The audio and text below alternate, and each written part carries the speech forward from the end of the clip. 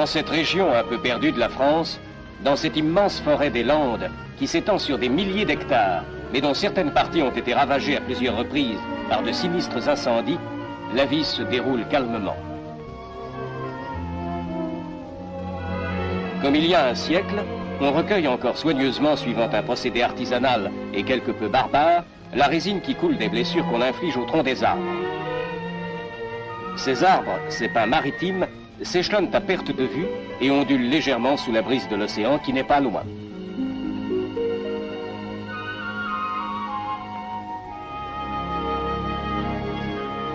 L'élevage est aussi la principale ressource des habitants des quelques fermes dispersées dans les éclaircies de la forêt.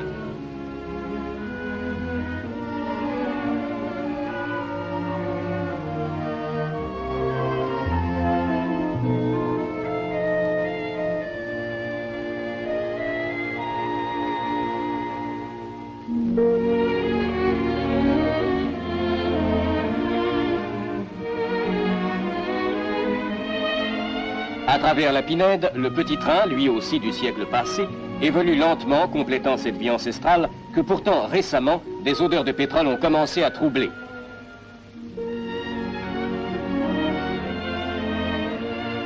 Mais quel est ce bruit au loin? Un ouragan s'approche dans un nuage de poussière.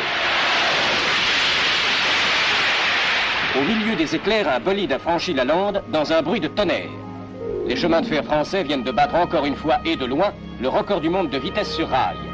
Déjà, le 21 février 1954, une locomotive électrique de la SNCF, la CC 7121, remorquant un train de 3 voitures, battait le record du monde entre Dijon et Beaune, atteignant la vitesse de 243 km à l'heure. Cette vitesse constituait le maximum possible avec un matériel strictement de série. Elle faisait apparaître la marge déjà considérable avec les vitesses de 130 et 140 km/h, couramment pratiquées par les trains rapides sur les principales lignes de France. À la même époque, un nouveau type de locomotive électrique faisait son apparition, une BB 9000. Était-elle capable des mêmes performances que la CC, détentrice du record du monde?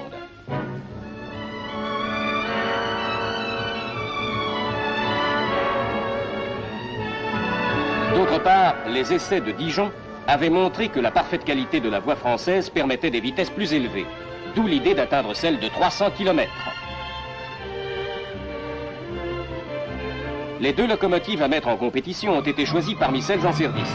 Ce sera la CC 7107, sœur de la 7121, détentrice du record du monde 1954, construite par la société Alstom à 2 bogies de chacun 3 essieux moteurs, et la BB 9004, la nouvelle venue, construite par le groupement Le Matériel de Traction Électrique à 2 bogies de chacun 2 essieux moteurs seulement. Ces deux types de locomotives assurent le service des trains rapides sur Paris-Lyon, notamment du Mistral, le train le plus rapide d'Europe.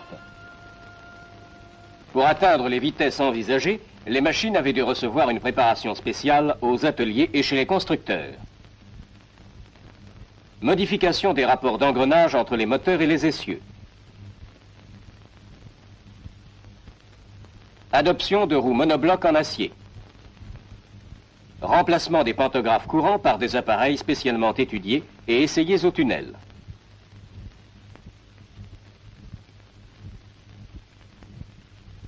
Chaque locomotive d'essai est attelée à un train de 3 voitures.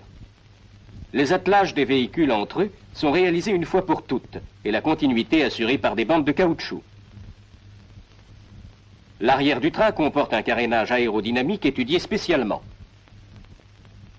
L'ensemble forme un tout continu, une sorte de projectile de 100 mètres de longueur. Il était nécessaire de disposer d'une voie très droite pour éviter la force centrifuge qui, dans les courbes, à de pareilles vitesses, devient énorme. Une voie qui soit d'une longueur suffisamment grande pour permettre d'accélérer et puis de ralentir avant d'utiliser trop vite les freins. L'alignement droit de la ligne de Bordeaux à Dax, qui s'allonge sur 46 km entre les gares de La Motte et La Bouère, à la traversée des Landes, convenait parfaitement. Il fallait aussi renforcer la caténaire et son dispositif d'alimentation pour éviter les chutes de tension. On installera donc des sous-stations mobiles supplémentaires, telles celle-ci à La Motte et cette autre en gare d'Ichoux.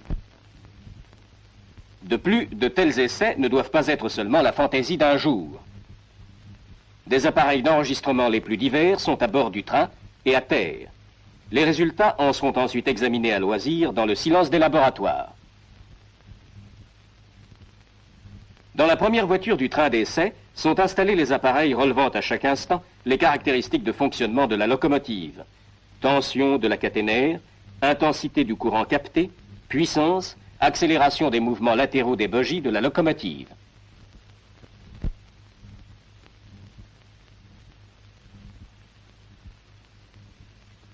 Les opérateurs surveillant les appareils sont en communication téléphonique constante avec la cabine de conduite de la locomotive.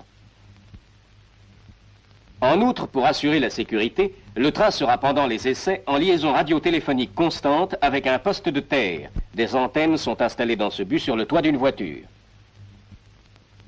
À terre, à l'endroit présumé de la vitesse maximum, se situant approximativement en gare d'Ichou, on a installé dans la voie des appareils divers. Enregistrement en 3 points de la pression exercée au passage sur les rails et les traverses.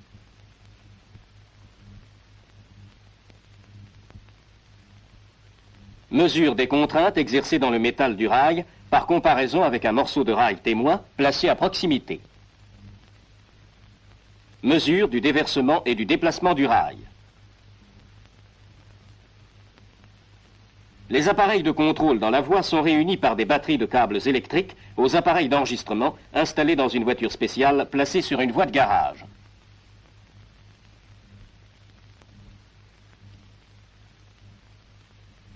Les graphiques relevés seront examinés soigneusement dès le passage des trains d'essai par des ingénieurs qualifiés. Après chaque passage de train, on vérifiera la voie et on fera circuler une voiture spécialement équipée d'appareils mesurant au passage les caractéristiques principales de voie, dévers, écartement, ripage, etc.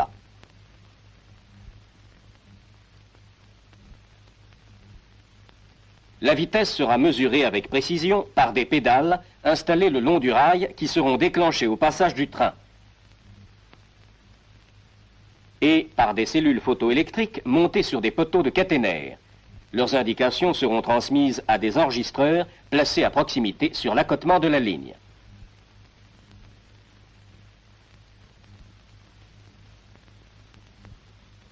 Une caméra automatique est installée dans la cabine de conduite de la locomotive pour filmer l'indicateur de vitesse et témoigner de l'authenticité. Tout est prêt, le grand jour est arrivé. Les 2 trains d'essai ont été amenés au dépôt de Bordeaux. Là, on procède aux ultimes vérifications sur une fosse de visite et on a pris les dernières mesures de sécurité.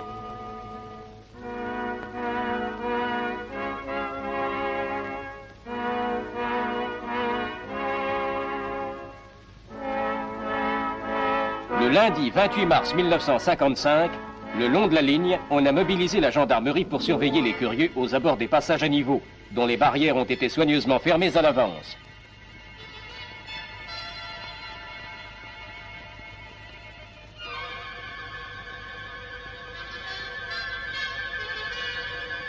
Au passage à niveau sans barrière, où normalement le passage est libre, les cantonniers de la voie ont installé des barrières mobiles en toile, dites accordéons, qu'ils déploient en travers de la route.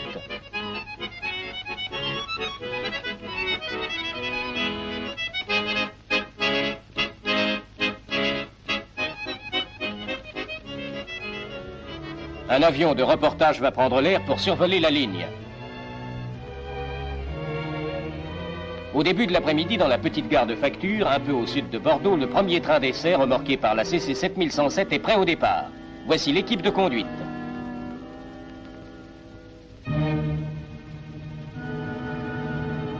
Monsieur Parmentier, directeur du matériel et de la traction, et Monsieur Nouvion, l'ingénieur en chef responsable des essais. L'heure du départ approche.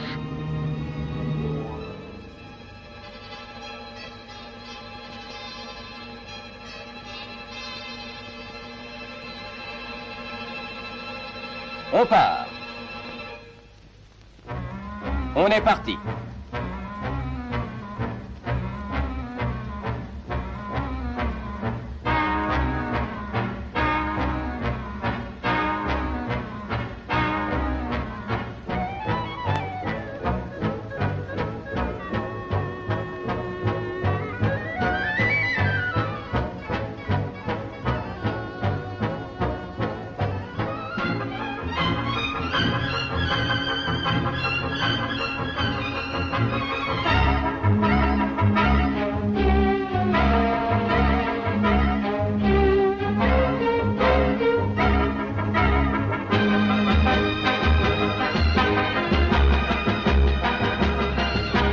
franchit la courbe de la gare de la Motte à la vitesse limite possible de 120 km à l'heure. Et sur la longue ligne droite de 46 km, on prend le grand envol pour le record du monde.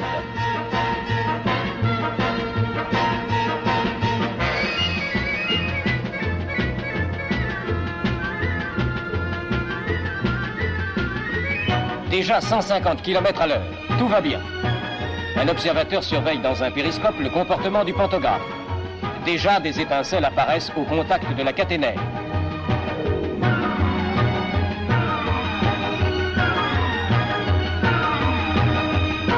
Les glaces avant de la locomotive sont protégées par un épais grillage pour arrêter les corps étrangers ou les oiseaux projetés par le vent furieux de la marche.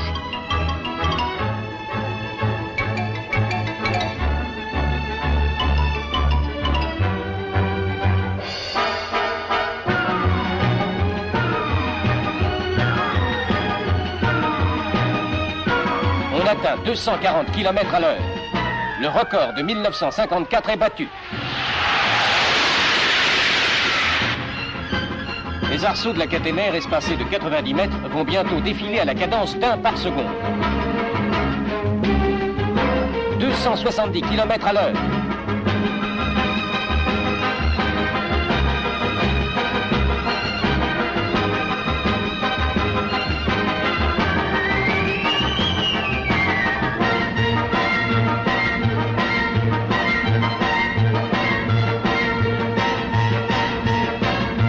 Le 300 est dépassé. «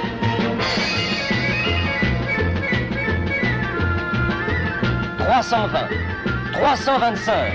Les cadrans annoncent des chiffres impressionnants. 4500 ampères, 12 000 chevaux de puissance. Le record de 1954 est pulvérisé.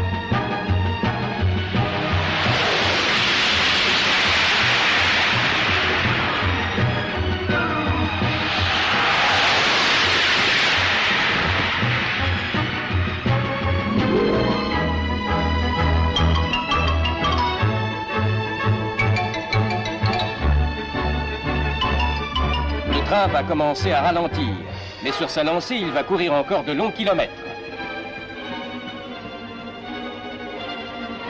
On a le sourire maintenant dans la cabine de conduite.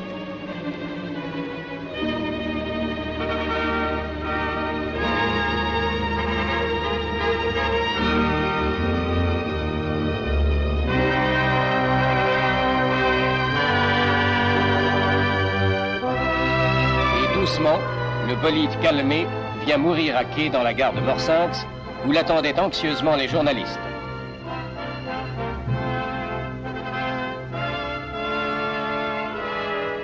On discute ferme sur les premiers résultats, on évoque les émotions et les incidents de parcours, on se congratule avec chaleur. L'avion d'accompagnement ayant achevé sa tâche retourne atterrir à sa base.